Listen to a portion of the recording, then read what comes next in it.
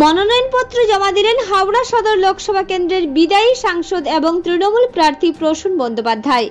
আজ দুপুরে মন্ত্রী অরূপ রায় এবং মনোজ তিওয়ারিকে সঙ্গে নিয়ে তিনি জেলা শাসকের অফিসে আসেন। এদিন তিনি বলেন, প্রচারে যেখানেই যাচ্ছেন সাধারণ মানুষের থেকে সমর্থন পাচ্ছেন। সোমবার দাসনগরে অভিষেক বন্দ্যোপাধ্যায়ের মিছিলে 1 লক্ষ লোক হয়। বিজেপি তাদের নামে অপপ্রচার করলেও তাতে কোনো লাভ হবে না। 4 জুন প্রমাণ হয়ে যাবে মানুষ কাদের চাইছেন। আগামী 20 মে হাওড়ায় ভোট।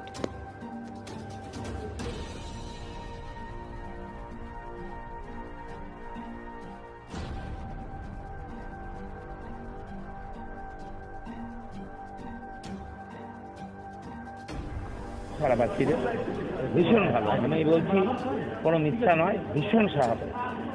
দেড় মাস হয়ে গেল মানুষের কাছে পৌঁছাচ্ছি সুন্দর করে, এবং যেটা খুব আনন্দের গর্বের, সবাই কিন্তু আমাদের সমর্থন দিচ্ছে ভীষণ ভালো, কোনো অসুবিধা নেই।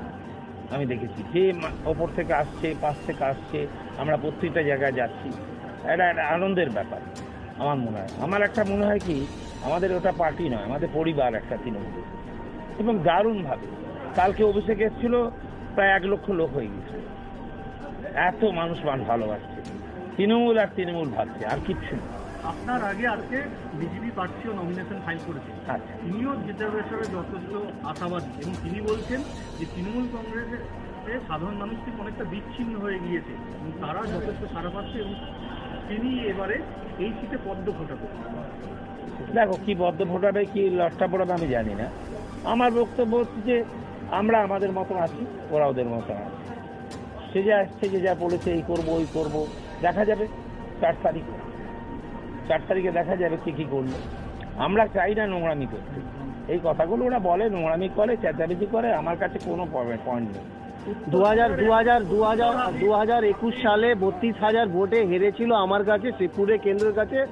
এবার আবার দাদার কাছে লক্ষ লক্ষ ভোটে হারবে আমাদের বিজেপির প্রার্থী।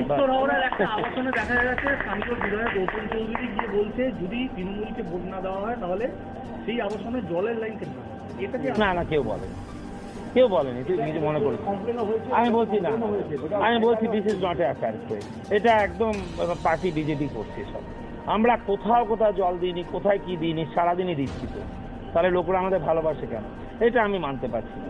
Very much disappointed. এগুলো হয় না। আমরা ভিডিওতে দেখা যাচ্ছে গৌতম চৌধুরী নিজে দাঁড়িয়ে আছে।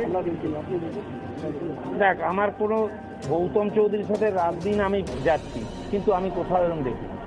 এগুলো যা পারে যে পারে বলেছে। আমি বলছি কোনো কারণ নেই।